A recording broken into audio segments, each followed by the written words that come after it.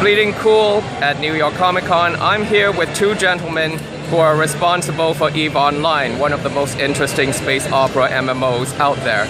If you'd like to introduce yourselves for a moment. Yeah, my name is Torfi, Frans. I'm the creative director for IP. Yep. I'm Börkur. I'm the lead director, art director for the EVE IP, and lead artist. So I'm interested in how you guys decided to go beyond the game since you've expanded to Dust 514, which is a shooter game linked to the PC online spaceship battle game. And now you're expanding with Dark Horse into comic books, where you're not just doing comic book stories, you're actually taking the players' own stories and adapting them into comic books, because many of the players' stories generate just massive, epic, crazy, unpredictable space opera. It's everything from industrial espionage to just chicanery, backstabbing, and massive, massive destructive space battles that no one could ever predict if it was just scripted in the game. So how did it get to the point where you decided to expand into comic books and possibly a future TV show? Well, I mean, the EVE has been around for over a decade now. We celebrated its decade 10-year birthday earlier this year, and the world has grown. The EVE universe has grown, and our fan base has grown. We have many million people that have actually come through and played our game over these 10 years. We have over 500,000 people that are playing it right now, and just this is a science fiction property that a lot of people are invested in. And also just for my personal, very selfish vision, I want to flesh this world out more. And we want to see more of the world than we can just see through the game client. Absolutely. So we were looking at what different formats we could expand into, and the comic book felt pretty natural. I mean, we have been inspired by and grown up on comic books, and when we met with Dark Horse Comics, who are a great partner, and they published a lot of comic books that just really cool properties and have become really famous over the years. It was just very serendipitous to be able to hook up with them. So then we started thinking about what we should be writing about. And it didn't take long for us to realize that the stories, like you mentioned, the stories that people have heard about from EVE, even people that don't play EVE or are not interested in playing it, are these true stories, the things that happened in EVE over the years that have been recounted in the New York Times or Wall Street Journal or Wired or PC Gamer. And these are the stories that were simply defined by the actions of our players because of the openness of our game. As remember, everybody in EVE plays on the same server, so there's no fragmentation. So we have a community of 500,000 people in this socio-economic science fiction simulator set 20,000 years in the future. The problem was, how are we going to collect all the stories?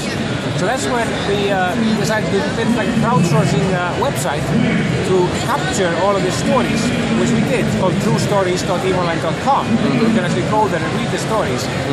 And our players submitted their own stories in their own words. They were not necessarily objective, but that's, the history is always written by the winners anyway. And then our players simply discussed the stories and upvoted and downvoted what they thought would be the best stories. From this, we have this great repository of true stories from the first decade of EVE that we're now adapting. And we picked the top story, which talks about the downfall of Bob, Band of Brothers, which was one of the largest alliances in the game back in 2009, February, when this happened, and how Moonswarm, a competing alliance, was able to bring it down through deception and deceit and backstabbing, basically, by recruiting a lieutenant from within Bob to basically betray his own alliance. Now, this story was actually submitted by the Metani, who is the leader of Moonswarm, meaning that it's probably not the most objective account of this story that you could imagine. But we rather decided to go this way, to tell the stories in the words of our players, rather than for us to take sides or try to be objective and fair. That story is then being adapted by Daniel Way, comic book writer, who prior wrote Deadpool and Wolverine and some other stuff for Marvel, and he's dramatizing this a lot. So he's changing the story a little bit. He's putting some action in there. I don't know if he's putting sex in there. He might, but it needed to be adapted for the comic book format. And what we have so far is pretty exciting, and I hope people are going to like it. Some people are probably not going to like it. There's going to be debate, but that's always the issue when you're dealing with something that's close to people's hearts, like these two stories. What's fascinating to me is that this comic book is almost but not quite fiction. It's like a documentary recreation of a kind of game fantasy life that wasn't really fiction because it happened for real within a game. Yeah. Where the real life players had real motivations and who did real life things. I remember the story of some of the players trying to get one of the other players to go to another player's house to cut off his electrical supply in order for him to not be able to be there to save his clan, for example. Right. So, what was the process like to flesh it out into a comic book story, since with a documentary and accounts like that, especially told on the crowdsourcing site where people wrote their accounts, what was it like to essentially edit and hone it down into something that could be as precise as a comic book, which is almost like a film in some ways? Exactly. But also, when you're adapting to comic book or film, you also have to cut a lot of stuff out. Yes. Daniel had the story as it was written and submitted, and then some extra material.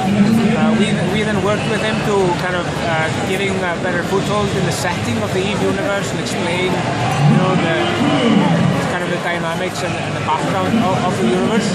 And then we do the same on the art side when we're compiling, the kind of art bible for the artists. Because we brought in original comic book artists. We decided not to go with our own art team, but rather bring people from the industry that had prior experience, and we got a great lineup of artists, and allow them to tell the story in their own way. So on the art side, for example, there are 4 different artists who will kind of illustrate 4 different parts of the story in their own style. So we're not forcing them to do it in the EVE art style. If you want to see the EVE art style, you can play EVE or look at our source book.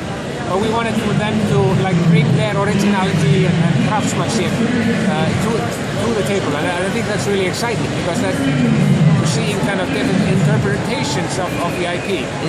It's like we're that comfortable with our own masculinity or IP or something like that we can give them this freedom. So I guess we're coming up to the last question. So what next after the comic book? Would the comic book also be used, say, as a proof of concept for the possible development of a TV series or even a movie later on? Well, yeah. The comic book will be followed by the source book, or the EVE source, which is going to come out in March. And that's which kind of illustrates the backstory and the setting of EVE in a way that's never been done before. It's like a 183-page book, heavily illustrated, very rich with original and new art never seen before. A lot of text describing facets of the EVE universe that haven't been described before, and it's going to be like a rich kind of source of inspiration and immersion for our players. And having a book like that, and the comic book really helps, of course, when we are explaining the IP and the backstory for our film partners. Great. Well, the masterminds of EVE Online. Thank you very much. Thank you.